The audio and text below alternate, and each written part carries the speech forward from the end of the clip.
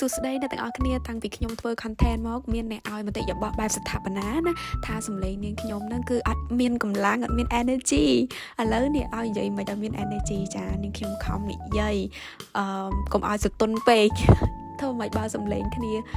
ពីដើមតាំងពីកើតមកអញ្ចឹងឯងឲ្យគ្នាទៅធ្វើមិនទៅអញ្ចឹងថ្ងៃនេះ vlog នាងខ្ញុំគឺកាប់តាំងពី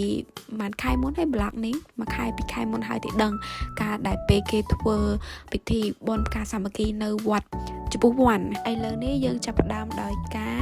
រៀបចំដើមឈើរបស់យើងឲ្យវាคล้ายទៅជាដើមឈើដែលមានមែកបែកសាខាចាមានតងមានស្លឹកអីចឹងទៅដោយស្លឹកបែកមេសាខាទាំងអស់ហ្នឹងគឺជាដើមលុយចាសុទ្ធតែលុយសុទ្ធណាលុយ 100% លុយច្រើនមែនតើមើលតែមុខមកខ្ញុំទៅសប្បាយចិត្តណាស់ព្រោះថាលុយច្រើនតែក៏ពិតក៏ដល់500ទេអ្នកទាំងអស់គ្នាអញ្ចឹងដើមឈើហ្នឹងគឺប្រសង់គាត់និមន្តតាមផ្ទះហើយគាត់បានឲ្យដើមឈើតាមផ្ទះម្នាក់ម្ដងអញ្ចឹងទៅយើងក៏លុយហើយយើងយកទៅវត្តទាំងអស់គ្នាដើម្បីយកទៅធ្វើបុណ្យអញ្ចឹងចាំមើលទាំងអស់គ្នាថាតើ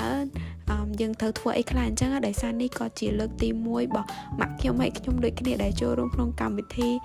បុណ្យផ្កាសាមគ្គីហ្នឹងណាព្រោះអត់ដែរធ្វើតែក៏អត់ដែរដឹងថាធ្វើមិនដែរនេះគ្រាន់តែអ្នកចិត្តខាងប្រាប់ឯងមិនដឹងថាត្រូវធ្វើអញ្ចឹងឥឡូវយើងមកដល់វត្តហើយចាមកដល់វត្តយើងត្រូវដោះស្បែកជើងជាការគោរពព្រះពុទ្ធសាសនាពេលដែលពួកយើងមកដល់ហ្នឹងគឺល្ងាចដែរហើយអញ្ចឹងទៅអត់សូវមានមនុស្សច្រើនទេពេលមកដល់ដំបូងយើងយកដើមលុយរបស់យើងហ្នឹងដែលយើងខំធ្វើហ្នឹងយកមកថ្វាយព្រះសង្ឃដើម្បីទុកកសាងឬក៏ស្ថាបនា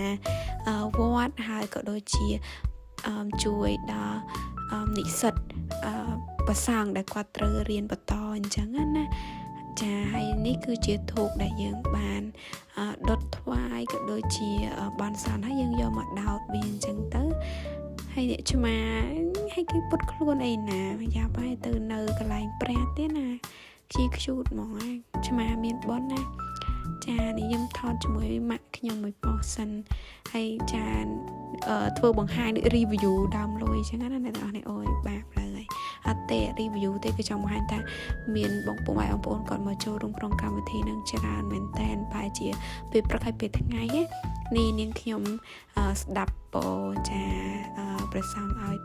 ពោឲ្យជ័យយើងស្ដាប់ដើម្បីទទួលបានផលបុណ្យទាំងអស់គ្នាដើម្បីការជាតិណាសូមឲ្យជួបគ្រួសារដែលល្អបែបនេះទៀតហើយ